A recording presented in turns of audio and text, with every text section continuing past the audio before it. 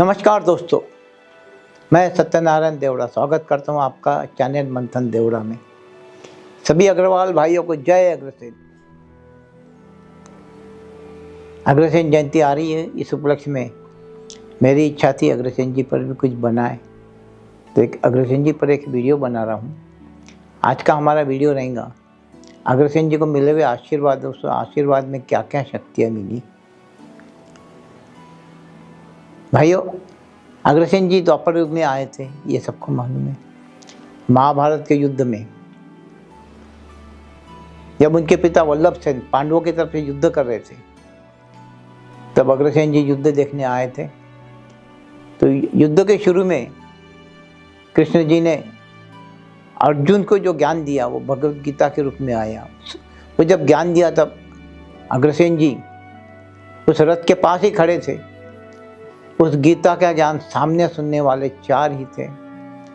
एक अर्जुन, ध्वजा पर सवार हनुमान जी, एक उनके रथ के घोड़े और एक अग्रसेन जी। तो पूरा गीता का ज्ञान उन्होंने कृष्ण जी के मुख से सुना था। उसके बाद युद्ध में जब वल्लभ सेन जी मारे गए, तब कृष्ण जी ने अग्रसेन जी को ढाढ़स बंधाया और आशीर्वाद दिया।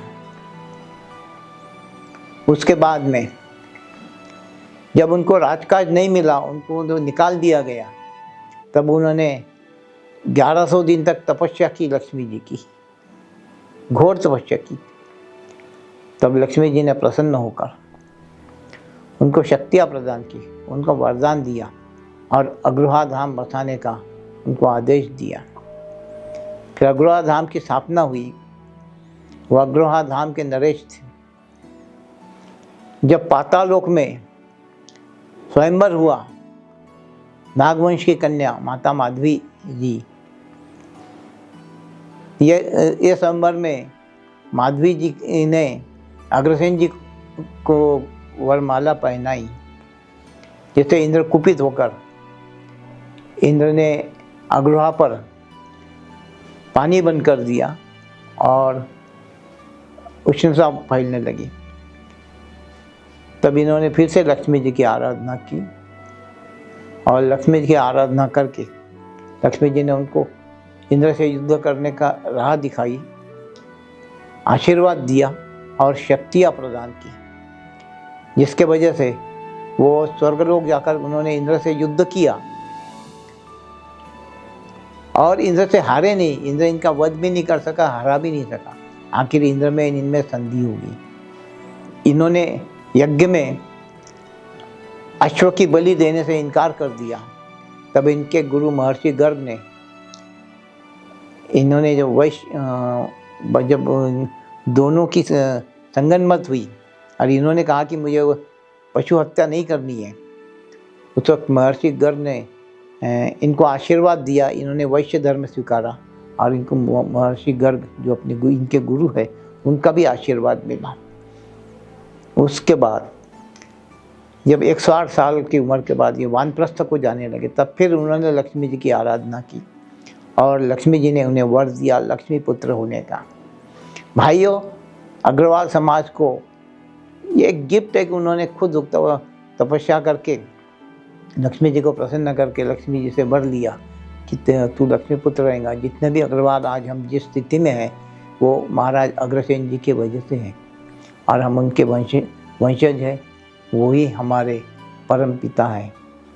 दोस्तों, महाराज अग्रसेन जी जिनके हम वंशज हैं, उनका वंश कहाँ से मिलता है? अगर हम सर्च कर रहे हैं तो प्रभु श्री रामचंद्र जी के पुत्र कुश, उनकी 34वें पीढ़ी में उनके पिता वल्लभ सेन थे। महाराज अग्रसेन जी उनके 35वें पीढ़ी में आ रहे।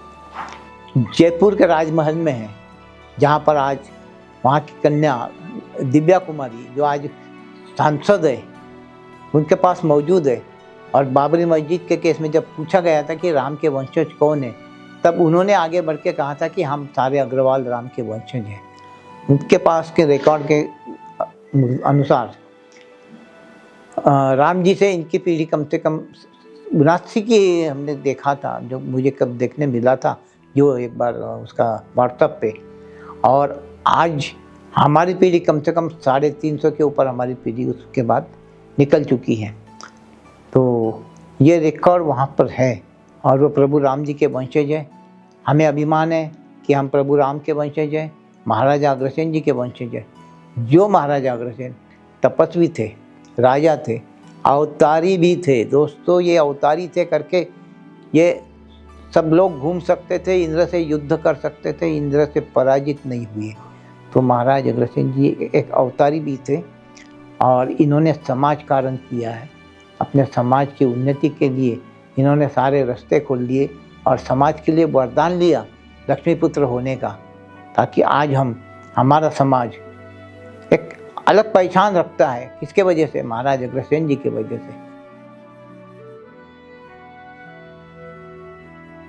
तो दोस्तों, ये आपको पसंद आया तो लाइक, सब्सक्राइब, शेयर कीजिए अपने सभी दोस्तों में और अग्रवाल समाज के सभी ग्रुप में इसको शेयर कीजिए। धन्यवाद।